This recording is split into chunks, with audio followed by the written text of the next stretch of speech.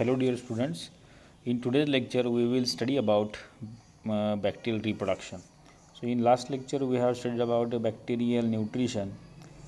आजच्या या लेक्चरमध्ये आपल्याला बॅक्टेरियाचे रिप्रोडक्शन कशा प्रकारे होत असतं ते आपल्याला इथे या ठिकाणी पाहायचे. जनरल ही बॅक्टेरियल सेल आहे आणि मग बॅक्टेरियामध्ये as they are the living organism असल्यामुळे त्यांच्यामध्ये डेव्हलपमेंट, ग्रोथ, त्याचबरोबर रिप्रोडक्शन या महत्त्वाच्या गोष्टी आपल्याला पाहायला मिळतात. मग रिप्रोडक्शन होत असताना कशा प्रकारे होते रिप्रोडक्शन, तर bacteria they can reproduce mainly by the asexual method किंवा त्याप्रमाणे सेक्स ऑर्गन्स या बॅक्टेरियल सेलमध्ये डेव्हलप होत नसल्यामुळे दे does not shows sexual reproduction. कारण का, तर त्याच्यामध्ये जे काही जेनेटिक मटेरियल आहे, न्यूक्लिक मटेरियल आहे, हे फ्री आहे. त्यामुळे त्या ठिकाणी क्रोमोझोम्स तयार होऊ शकत नाहीत. क्रोमोझोम्स तयार होऊ शकत नसल्यामुळे गॅमेट्स फॉर्मेशन होणार नाही आणि त्यामुळे या ठिकाणी सेक्शुअल रिप्रोडक्शन होणं शक्य नाही. मग त्यामुळे फक्त आणि फक्त ते असेक्शुअली किंवा ज्या काही मेथड्स आहेत, असेक्शुअल मेथड्स, या मेथडच्या थ्रू त्याचं रिप्रोडक्शन झालेलं आपल्याला पाहायला मिळतं.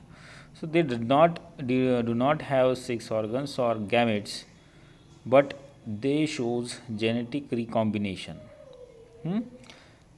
याप्रमाणे सेक्स ऑर्गन किंवा गॅमेट्स जरी हे प्रोड्यूस करू शकत नसले तरी मात्र ते काय करतात, रिकॉम्बिनेशन तयार करतात. रिकॉम्बिनेशन म्हणजे काय, की दोन वेगवेगळ्या बॅक्टेरिया किंवा बॅक्टेरियल सेल्स एकत्र येऊन त्याच्यामधलं जे काही जेनेटिक मटेरियल आहे हे जेनेटिक मटेरियल एकमेकामध्ये मिक्स करून रिकॉम्बिनंट DNA तयार होण्याची कॅपॅसिटी आपल्याला याच्यामध्ये पाहायला मिळते. That is simply exchange of genetic material. Genetic material काय होतं, एकमेकाचं एक्सचेंज होतं. एका बॅक्टेरियामधून दुसऱ्या बॅक्टेरियामध्ये, दुसऱ्या बॅक्टेरियाचं एका या बॅक्टेरियामध्ये, किंवा बॅक्टेरियामधून होस्ट सेलमध्ये सुद्धा आपल्याला हे जेनेटिक मटेरियल मेनली ट्रान्सफर झालेलं आपल्याला पाहायला मिळतं. आणि त्याच्यातून मग रिकॉम्बिनंट DNA तयार होऊन या प्रकारे जे काही त्यापासून बॅक्टेरिया तयार होतील, बॅक्टेरियल सेल तयार होईल, ती रिकॉम्बिनंट बॅक्टेरियल सेल तयार झालेली आपल्याला दिसते. तर आता एक वन बाय वन कोणत्या मेथड्स आहेत रिप्रोडक्शनच्या, आपण त्या थोड्याशा सविस्तर पद्धतीने पाहूया. पहिली मेथड आहे बायनरी फ्युजन. आता बायनरी फ्युजन म्हणजे काय, तर बघा डायग्राममध्ये तुम्ही पाहाल, फर्स्ट डायग्राममध्ये, की जी काय बॅक्टेरियल सेल असेल या बॅक्टेरियल सेलचं डायरेक्टली काय होते, साधारणतः वाटप होतं आणि वाटणी होऊन दोन पार्टमध्ये इक्वली त्यात जेनेटिक मटेरियल, सायटोप्लाझम, सर्व काही जो आहे तो इक्वली डिव्हाइड केला जातो. आणि मग त्या डिव्हायडेशनच्या मध्ये एक प्रकारचा सेप्टा निर्माण होऊन या ज्या काही सेल आहेत या दोन प्रकारच्या किंवा दोन वेगवेगळ्या सेल एका सेलपासून तयार झालेल्या आपल्याला दिसतात. These are we called as a daughter cell which are get separated. So in first binary fusion म्हणजे काय, स्प्लिटिंग, आणि फ्युजन म्हणजे जॉईनिंग. फ्युजन या शब्दाचा अर्थ होतो स्प्लिट होणे, एकमेकांपासून दूर होणे. So in which first time nucleoid divides, nucleic material जे आहे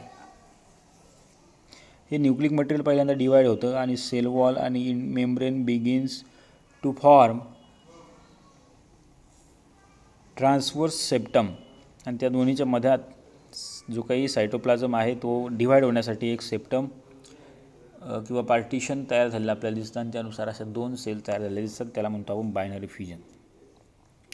तर मग या मेथडमध्ये ही एक सिम्पल मेथड आहे आणि मोस्ट कॉमन मेथड आहे बॅक्टेरियल रिप्रोडक्शनची. आणि ही जी काही फास्ट मेथड आहे त्यामुळं बॅक्टेरियाचं रिप्रोडक्शन, बॅक्टेरियाची ग्रोथ फास्ट होत असते.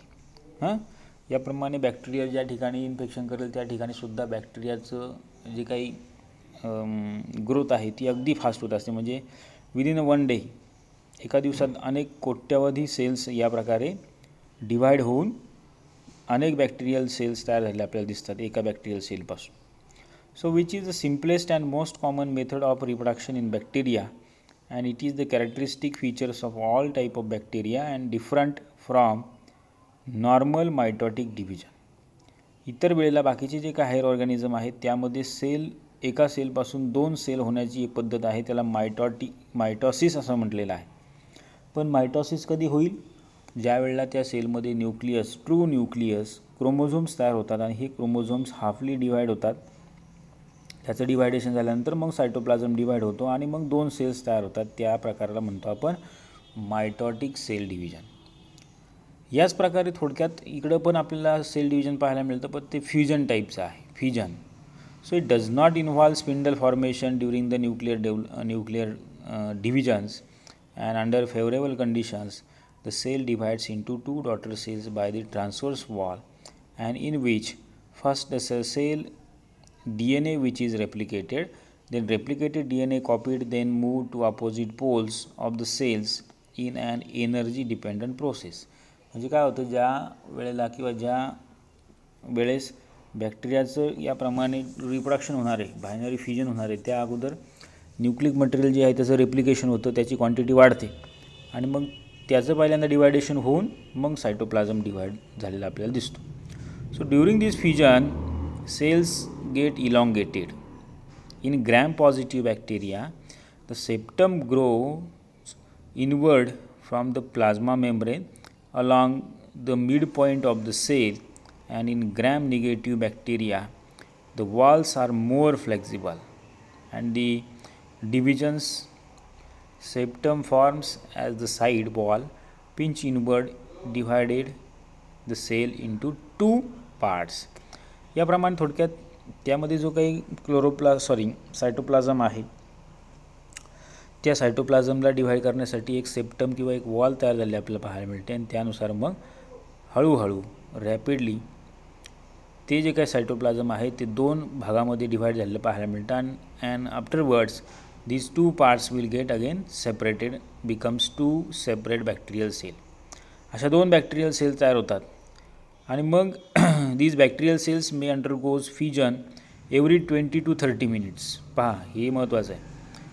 किती कालावधीमध्ये लगेच ते तयार होतात पुन्हा आणखी डिवाईड व्हायला, तर 20 ते 30 मिनिटांमध्ये पुन्हा ती जी काही डिवाईड झालेली सेल आहे, तर नेमकीच डॉटर सेल जी आहे ती लगेच त्या ठिकाणी मॅच्युअर होते, त्याचं जेनेटिक मॅनिप्युलेशन होईल किंवा जेनेटिक रेप्लिकेशन होईल आणि लगेच 30व्या मिनिटाला पुन्हा त्याचं फ्युजन झालेलं आपल्याला पाहायला मिळेल under the favourable conditions. So within 6 hours approximately 250,000 cells may be formed from a single bacterial cell. अवघ्या 6 तासामध्ये 2.5 लाखापर्यंत किंवा त्यापेक्षाही जास्त बॅक्टेरियल सेल्स 6 तासामध्ये एका बॅक्टेरिया किंवा एक बॅक्टेरियल सेलपासून तयार होऊ शकतात. इतकी कॅपॅसिटी किंवा इतकं रॅपिड फ्युजन या बॅक्टेरियामध्ये आपल्याला पाहायला मिळतं आणि त्यामुळे दे आर व्हेरी इन्फेक्शियस. लगेच इन्फेक्शन झालं की लगेच त्याची वाढ झालेली आपल्याला पाहायला मिळते फार fast. So in nature the essential nutrients are generally limiting factors. नेचरमध्ये जे काही इसेन्शियल न्यूट्रियंट्स त्या बॅक्टेरियाला आवश्यक असतात ते हे फार आता लिमिटिंग फॅक्टर आहे. प्रत्येक वेळेला त्याला हे जे काही इसेन्शियल न्यूट्रियंट आहे ते मिळतीलच किंवा फेवरेबल कंडिशन मिळतीलच असं नाही. त्यामुळे हा रेट काहीच आपल्याला कमी जास्त पाहायला मिळतो. So normally growth and multiplication are very fast in the early stages, reaching at the optimum and then declining rapidly. बरोबर. तर याप्रमाणे बायनरी फ्युजन ह्या मेथडनं त्याचं रिप्रोडक्शन झालेलं आपल्याला पाहायला मिळतं असेक्शुअल टाईपने. सेकंड टाईप आहे बडिंग टाईप. बडिंग म्हणजे काय की जे काही बॅक्टेरियल सेल असेल किंवा त्याला या प्रकारचं एक पार्ट तयार होऊन त्याच्या टोकावरती ग्रॅन्युअल्स किंवा या प्रकारच्या बर्ड्स तयार झालेल्या आपल्याला पाहायला मिळतात. बर्ड म्हणजे जसं की फांदीवरती जे काही डोळा असतो की नाही बघा, फांदी फुटायच्या ज्या ठिकाणी एक डोळा फुटलेला असतो बारीकसा. गुलाबाला तुम्ही लावता, गुलाबाची फांदी लावल्यानंतर मग त्याला डोळे फुटतात, म्हणजे बारीकसं फांदीचं जे काही आउटग्रोथ असेल त्याला डोळा म्हणतो आपण. त्या प्रकारे याला म्हणायचं bud. So the bacterial cell develop small swelling at the one side. Bacterial सेलच्या एका साईडला अशी एक स्मॉल स्वेलिंग तयार होते आणि त्या स्वेलिंगमधून gradually it will get increases and simultaneously the nucleus undergoes division where one remains with the mother and other one with the some cytoplasmic goes to the swelling and this outgrowth is the bud.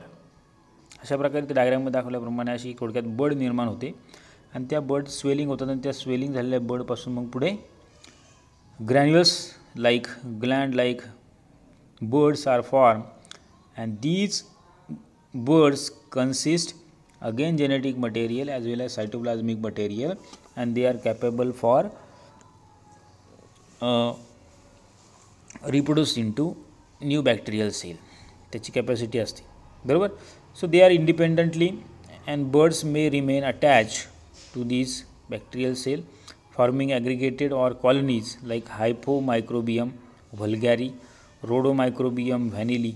अशा प्रकारचे जे काही bacteria आहेत, या बॅक्टेरियामध्ये आपल्याला अशा प्रकारे याची ग्रोथ झाली पाहायला मिळते. आता हा प्रकार आपल्याला लॅक्टोबॅसिलसमध्ये सुद्धा पाहायला मिळतो. जे काही दुधापासून दही तयार होते की नाही, दुधामध्ये तुम्ही विरजण टाकलं की लगेच थोडं काही कालावधीने 7-8 तासानंतर त्याचं नॅचरली तुम्हाला दही झालेलं म्हणजे घट्ट झालेलं पाहायला मिळतं. That conversion it is due to growth of lactobacillus bacteria. मग हे बॅक्टेरिया त्याला कन्व्हर्ट करून आणतात किंवा कन्व्हर्ट करून घेतात. नंतर पुढचा प्रकार आहे कोनिडिया. या बर्ड्समध्ये पुन्हा वेगळे प्रकार आहे, जसं की फर्स्ट आहे कोनिडिया फॉर्मेशन.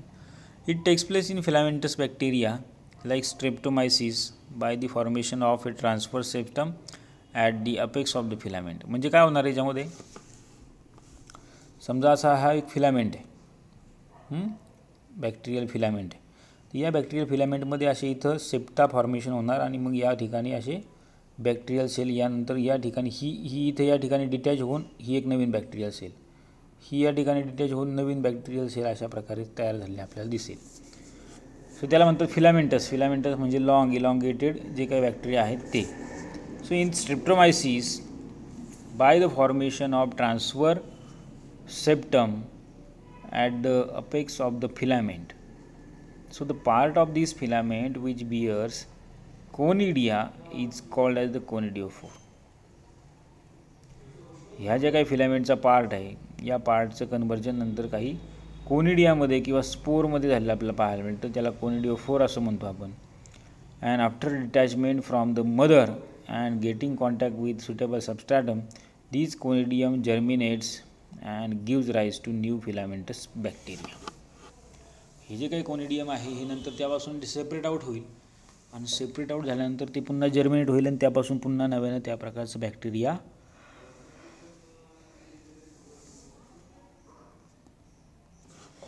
त्यानंतर नेक्स्ट टाईप आहे conidia formation. It takes place in filamentous bacteria. याप्रमाणे मी सांगितलं तसे कोनिडिया फॉर्म होतात. नंतर आहे cyst type. Cyst formation it means what, जसं की इथे खाली it will form by the deposition of additional layer around the mother ball and entire content of the cell are involved in the formation of cyst. Second नंबरची B नंबरची figure आहे बघा इथे. Okay, त्यामध्ये these are the resting structure and during these favorable conditions they again behave as a mother and many member azotobacters they can reproduce by these way formation of cyst. म्हणजे जे काही sale आहे mother sale, त्या mother सेलच्या भोवती अनेक असे जाड कोटिंग लेअर तयार होतो आणि मग ते रेस्टिंग पोझिशनला जातो. रेस्ट करण्यासाठी, म्हणजे थोड्या दिवस त्याची काही ॲक्टिव्हिटी आपल्याला दिसत नाही आणि मग कालांतराने त्यापासून पुन्हा नव्यानं it behaves or during the favourable condition they again behave like a mother cell. Cyst formation म्हणतात त्याला. नंतर पुढचा प्रकार आहे एंडोस्पोर. आता endospore which is form during the unfavourable environmental condition like the desiccation and starvation. So at the as a spores they are form within the cell, they are called as endosperm. It means what? Spores are formed within the cell. एका त्या सेलमध्ये spore सारखा किंवा त्याप्रमाणे structure आपल्याला एक त्या bacterial सेलमध्ये तयार झालेलं पाहायला मिळतं. That is we called the endospore. And only one spore which is form in a bacterial cell on germination it gives rise to a bacterial cell and they differ from cyst because in their formation only a part of their original cell which is utilized. खाली डायग्राममध्ये दाखवले त्याप्रमाणे बघा new bacteria या एंडोस्पोरपासून तयार झालेला आपल्याला पाहायला मिळतो. जनरली ह्या तीनही फिगर माझ्यासाठी एंडोस्पोरच्याच आहेत, बरोबर. सुरुवातीला एंडोस्पोर कसा तयार होतो ते पहा, पॅरेंटल सेलमध्ये, आणि मग ह्या एंडोस्पोर जो आहे तो त्याच्यावरती spore coat, plasma membrane, cortex, exosporium, core wall अशा प्रकारचे हे लेअर आपल्याला पाहायला मिळतात. आणि मग याचं जर्मिनेशन होऊन यापासून मग न्यू बॅक्टेरियल सेल तयार झालेली आपल्याला दिसते. त्यानंतर पुढं आहे जेनेटिक रिकॉम्बिनेशन, सेकंड मेथड. हे पहिलं झालं असेक्शुअल रिप्रोडक्शन. दुसरा टाईप आहे रिप्रोडक्शन होण्याचा, तो म्हणजे genetic recombination. So in bacteria sexual reproduction does not involve fusion of the gametes as in other organisms, but heritable characters which is determined by a portion of the its genetic material as in other organism. जसं की sexual reproduction होत नाही, पण मात्र या ठिकाणी काही heritable characters आपल्याला पाहायला मिळतात. न्यूक्लिक मटेरियल, DNA किंवा RNA असल्यामुळे. And therefore the most important characteristic of sexual reproduction in bacteria is interchange of genetic material, and there are 3 methods of sexual reproduction किंवा या जेनेटिक मटेरियलचा वापर करून रिप्रोडक्शन होण्याचे हे 3 महत्त्वाचे मार्ग आपल्याला पाहायला मिळतात. पहिला आहे कॉन्जुगेशन, दुसरा आहे ट्रान्सफॉर्मेशन आणि तिसरा आहे ट्रान्सडक्शन. ओके, तर या तीनही मेथडने या ठिकाणी आपल्याला जेनेटिक रिकॉम्बिनेशन होऊन मग रिप्रोडक्शन झालेलं आपल्याला पाहायला मिळतं. त्यापैकी पहिली मेथड आहे कॉन्जुगेशन. आता कॉन्जुगेशन म्हणजे काय? In which bacterial conjugation is the temporary direct contact between 2 bacterial cells. Temporary काय होते? बॅक्टेरियाचं it will contact between 2 bacterial cells leadings to an exchange of genetic material. आणि त्याच्यामध्ये मग ही जेनेटिक मटेरियल एक्सचेंज होईल. And this exchange is unidirectional, that is one bacterial cell is the donor of DNA and other one is the recipient. एक bacterial cell दुसऱ्या bacterial सेलला आपल्यातलं genetic material देऊन टाकते, that is called the donor. आणि जे काही accept करेल त्याला म्हणायचं acceptor bacteria. So in this way genes are transferred laterally amongst existing bacterial as opposed to the vertical genes transfer in which genes are passed on to offspring. So this method of gene transfer, which is donor cell gets attached to the recipient cells. Okay, donor cells जे आहेत, donor cells get attached to the recipient cells with the help of pili, and the pilus grows in size and form the conjugation tube. So the in which plasmids of donor cell which has the fertility factor undergoes replication, only one strand of DNA is transferred to the recipient cell through the conjugation tube. तर अशा प्रकारे थोडक्यात एक लक्षात घ्या, gene transfer किंवा genetic material एकमेकाचं bacterial सेलमध्ये transfer झालेलं आपल्याला पाहायला मिळतं. आणि या ट्रान्सफर झाल्यामुळे या प्रकारचं कॉन्जुगेशन झालेलं आपल्याला दिसेल. आता बघा इथे या डायग्राममध्ये तुम्हाला लक्षात येईल काय आहे काय. बॅक्टेरियल कॉन्जुगेशन म्हणजे काय की 2 प्रकारचे सेल आहे, एक आहे डोनर बॅक्टेरिया आणि दुसरा आहे रेसिपियंट बॅक्टेरिया. डोनर बॅक्टेरियामध्ये प्लाझमिड आहे, रिसिपियंट बॅक्टेरियामध्ये काहीच नाही आहे. मग डोनर बॅक्टेरियाचं जे काही जेनेटिक मटेरियल आहे विथ प्लाझमिड, आता हा गोल सर्क्युलर दिसतो काय प्लाझमिड स्ट्रँड आहे. आणि मग प्लाझमिड स्ट्रँड हे 2 बॅक्टेरिया एकत्र येतात आणि त्याची वॉल या ठिकाणी डिझॉल्व होते आणि मग त्याला एक कॉन्जुगेशन पूल तयार झालेला आपल्याला पाहायला मिळतो. आणि त्या कॉन्जुगेशन पूलच्या थ्रू मग या ठिकाणी प्लाझमिड जे आहेत ते ट्रान्सफर होतात दुसऱ्या बॅक्टेरियामध्ये. आणि after that see here replication of donor strand, replication of recipient strand, म्हणजे असे 2 स्ट्रँड या ठिकाणी तयार होतात. एक स्ट्रँड जो आहे तो इकडे दिला जातो किंवा त्यापासून नवीन नवीन प्लाझमिड या ठिकाणी दुसऱ्या बॅक्टेरियामध्ये डोनर बॅक्टेरियामध्ये तयार केलं जाईल आणि याचा पुन्हा रिटेन केलं जाईल. सेपरेशन ऑफ मेटिंग पेअर्स, अशा प्रकारचं मेटिंग झालं की पुन्हा त्याचं काय होणार आहे सेपरेशन होईल. आणि सेपरेशन झालं की donor bacteria with double stranded plasmid and recipient bacteria with double stranded plasmid, असे 2ही बॅक्टेरिया पुन्हा नव्यानं तयार झाले आपल्याला दिसतात की ज्यामध्ये डबल स्ट्रँडेड प्लाझमिड आहे. याला म्हणायचं कॉन्जुगेशन. ओके, अशा प्रकारे हे कॉन्जुगेशन झालेलं आपल्याला पाहायला मिळतं. नंतर पुढच्या मेथड आहेत ट्रान्सफॉर्मेशन, ट्रान्सडक्शन. तर याच्यामध्ये ट्रान्सफॉर्मेशन म्हणजे काय, तर it is the process by which DNA molecule is takes up from the external environment and incorporated into the genome of the recipient cell. ट्रान्सफॉर्मेशनमध्ये काय होतं, ह्या बॅक्टेरियल सेलमध्ये बाहेरच्या दुसऱ्या कुठल्या तरी DNA या ठिकाणी इन्सर्ट केला जातो आणि इन्सर्ट झाल्यामुळं मग या प्रकारे किंवा इन्सर्ट झाल्यानंतर या प्रकारचं रिकॉम्बिनंट DNA टेक्नॉलॉजी किंवा त्या प्रकारचं रिकॉम्बिनंट DNA तयार होऊन ट्रान्सफॉर्मेशन झालेलं आपल्याला पाहायला मिळतं. आता हे नॅचरली न होता हे करून आणलं जातं. That is we called as recombinant DNA technology. So in which they involves use of the plasmid and it is absorption of DNA segment from the surrounding medium by a living bacterium, and the phenomenon was discovered by Griffith in 1928. Its mechanism was worked out by Avery. हा phenomenon जो आहे तो Griffith एक्सपेरिमेंटमध्ये आपण पाहिला आहे. So receptivity for transformation is present for a brief period when the cells have reached the end period of active growth, and at this time they develop specific receptor sites in the wall.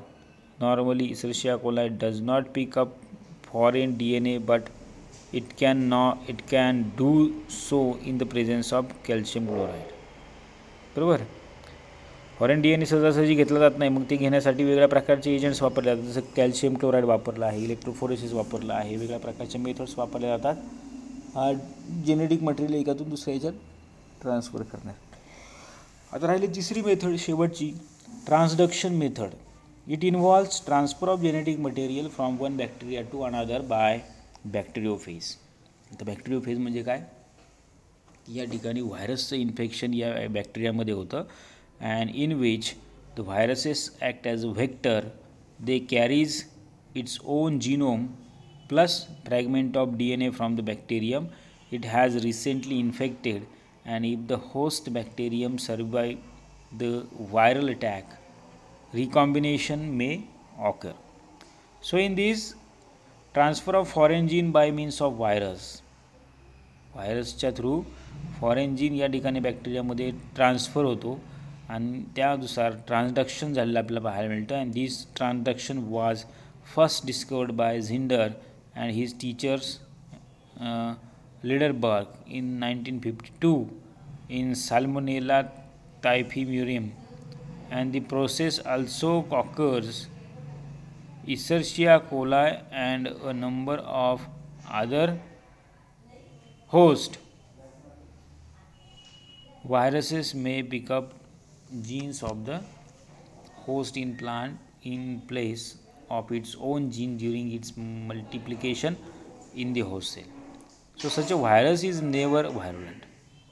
It passes over the genes of previous host to the new host, and in which transduction virus may carry the same genes or different genes at different times. तर थोडक्यात याप्रमाणे असं viruses are responsible for this transformation. Then the pure DNA from virulent capsulated bacteria, bacteriophage, a virulent bacterium, non-capsulated, virulent capsulated, अशा प्रकारे हे ट्रान्सडक्शन झालेलं आपल्याला पाहायला मिळतं. ठीक आहे, तर अशा प्रकारे हे बॅक्टेरियाचं रिप्रोडक्शन झालेलं आपल्याला दिसेल.